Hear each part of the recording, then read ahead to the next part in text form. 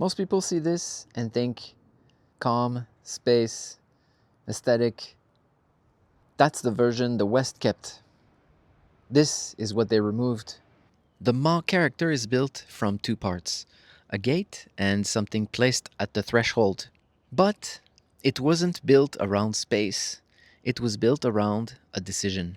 The offering wasn't automatic. Someone had to decide what to place there. And that decision was the whole act. Get it wrong or skip it entirely, and the boundary didn't hold. The worlds bled into each other. I call this the gap decision. And 3,000 years later, it's still the thing most creators are skipping. Not the gap itself, the decision about what they're placing there before they cross it. Now you're probably thinking, what does an ancient offering have to do with my 2026 creative decisions? Actually, everything.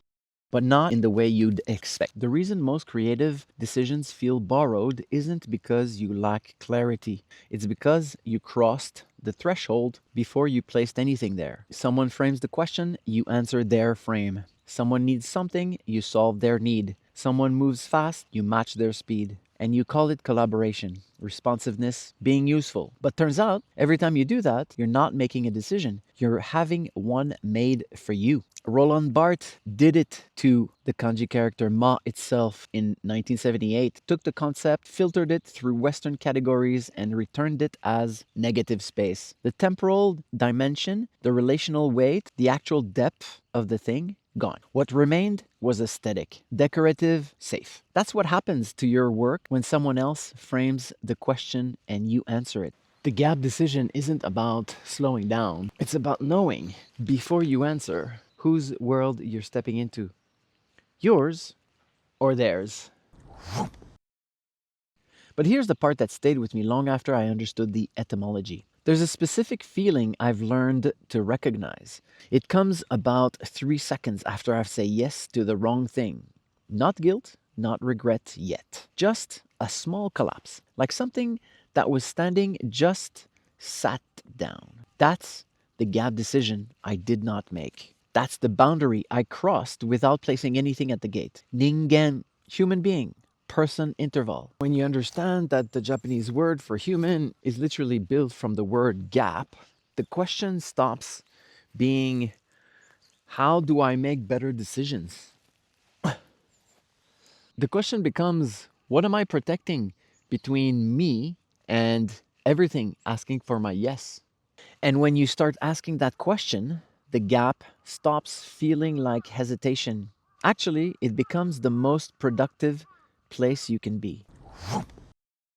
Here's what happens in the gap when you actually hold it. Not meditation, not strategy. The gap is where you find out whose voice is making the decision. When the gap is yours, the yes that comes out is built from what you actually value, what you're actually building, what still feels worth doing at the end of a long day. When the gap is skipped, the yes is borrowed from the last thing you read, the last person you needed something, the metric you checked at that morning. Here's what the West missed when Ma arrived in Paris in 1978 through Arata Isozaki. They saw the spatial version, the gap between objects, negative space, minimalism. But the original concept wasn't space with time removed.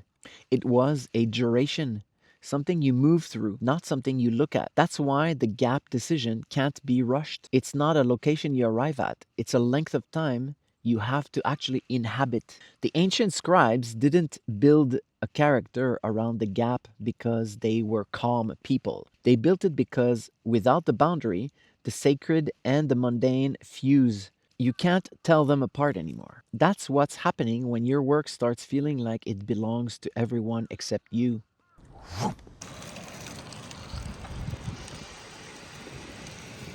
The reason I keep coming back to Ma isn't its etymology. It's the one question that the etymology taught me to ask. Before you answer anything that matters, ask this. Is this gap closing because I'm ready? Or because I'm afraid of what the gap is showing me? Those are two completely different yeses, and only one of them is yours. And the reason that question works is because the fear and the readiness feel almost identical from the inside. Both of them want to move. But readiness moves towards something. Fear moves away from the gap itself. When you feel the pull to answer quickly, that's the moment when you have to place something at the threshold. Not a decision yet, just a question. Whose world am I stepping into? That's what holds the boundary. Ma was never about how things look.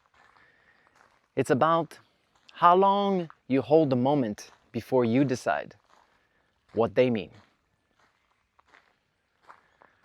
The gap decides. But only when you let it.